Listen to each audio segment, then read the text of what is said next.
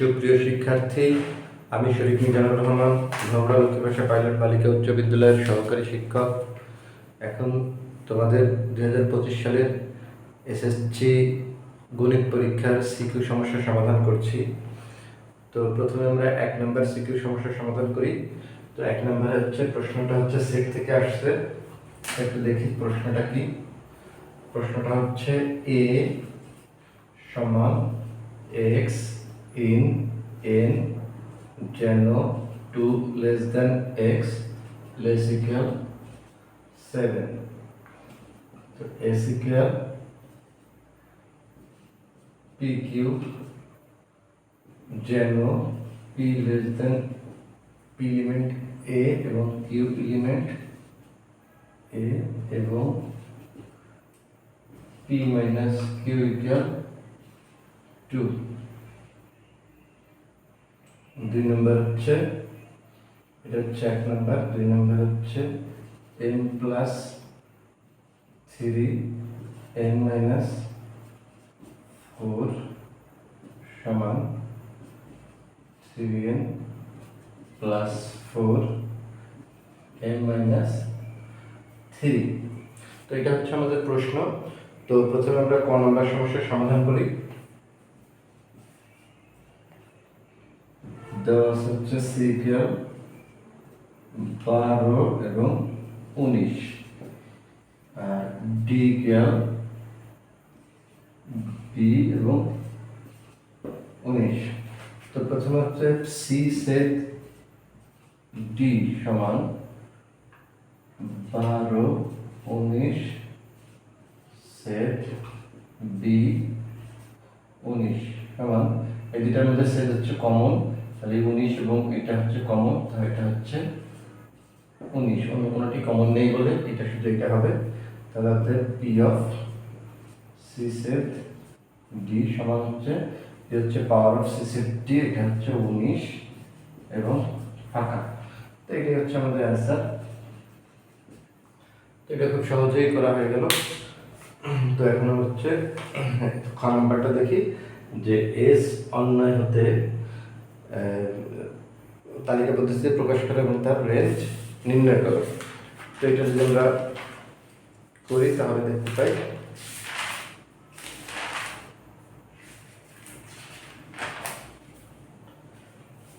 তো প্রথমে হচ্ছে আমাদের a ইকুয়াল, যেহেতু এটা p এলিমেন্ট a এবং q এলিমেন্ট a, তাহলে আবার এর মানটা প্রথমে লাগবে। আমরা এর মানটা আগে বের করি।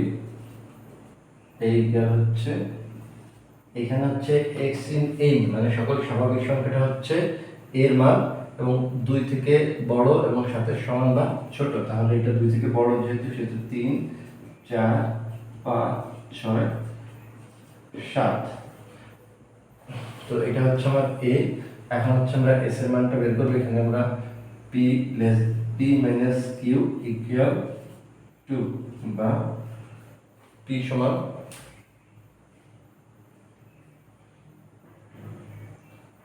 বা q p বা q যে কোনো একটা বের করতে পারি, বা p সমান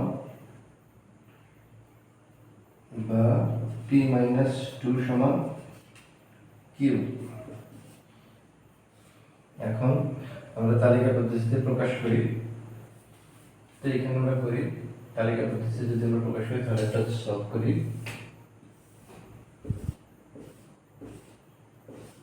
তো এখানে আছে হচ্ছে কত 3 4 5 6 7, তাহলে p q 3 4 5 6 এবং 7।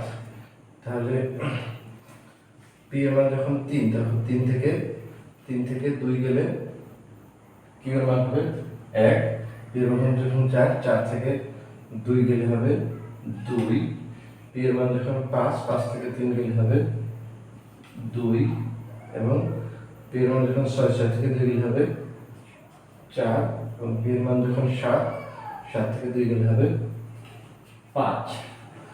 কিন্তু আমাদের সমস্যা হচ্ছে যে এর মধ্যে যে মানগুলো নেই, অর্থাৎ এই মানটা এবং এই মানটা না থাকার কারণে এই সম্পূর্ণ মান এবং এই সম্পূর্ণ মান দুটা বাদ। তো যেহেতু 3 1 এবং 4 2 নট ইন এ, অতএব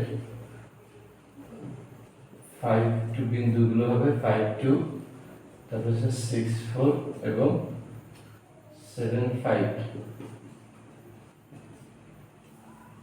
অতএব রেঞ্জ সমান, যেহেতু আমাদের একটা রেঞ্জ প্রকাশ করতে বলছে, সমান হচ্ছে দ্বিতীয়টা হচ্ছে রেঞ্জ, দ্বিতীয়টা হচ্ছে রেঞ্জ আছে 2 4 এবং 5। আমাদের রেঞ্জ হচ্ছে 2 4 এবং 5। তাহলে এটা আমাদের হয়ে গেল, এটা হচ্ছে আমাদের অ্যান্সার। তো এখন হচ্ছে আমরা যদি গ নাম্বারটা করি, তাহলে এটা একটু মুছে ফেলি।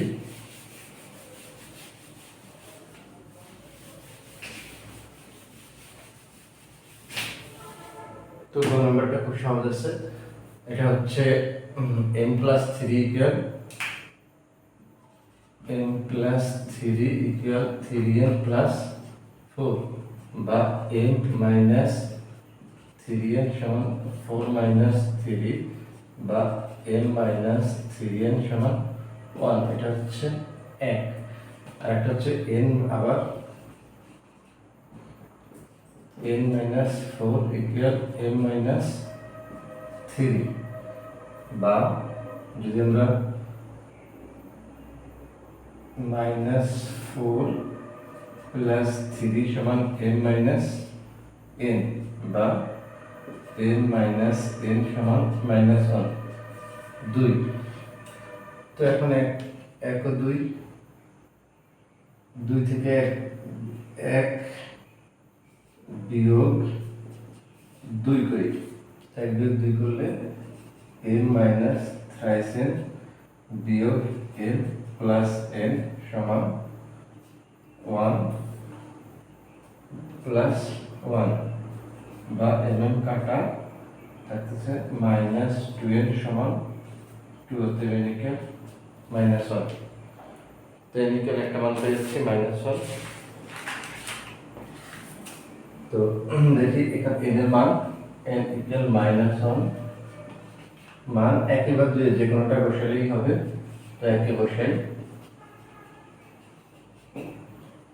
তো এটা কি হবে m মাইনাস 3 ইন্টু মাইনাস 1 সমান 1, বা m প্লাস 3 সমান 1, বা m সমান 1 মাইনাস 3, বা m সমান মাইনাস 2। তো অতএব নিম্নের মান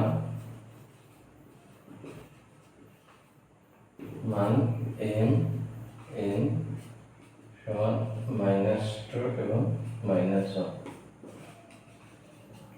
তো এটাই আমাদের সমাধান। খুব সহজে এটা সমাধান করা হয়ে গেল। ধন্যবাদ সকল শিক্ষার্থী তোমাদের।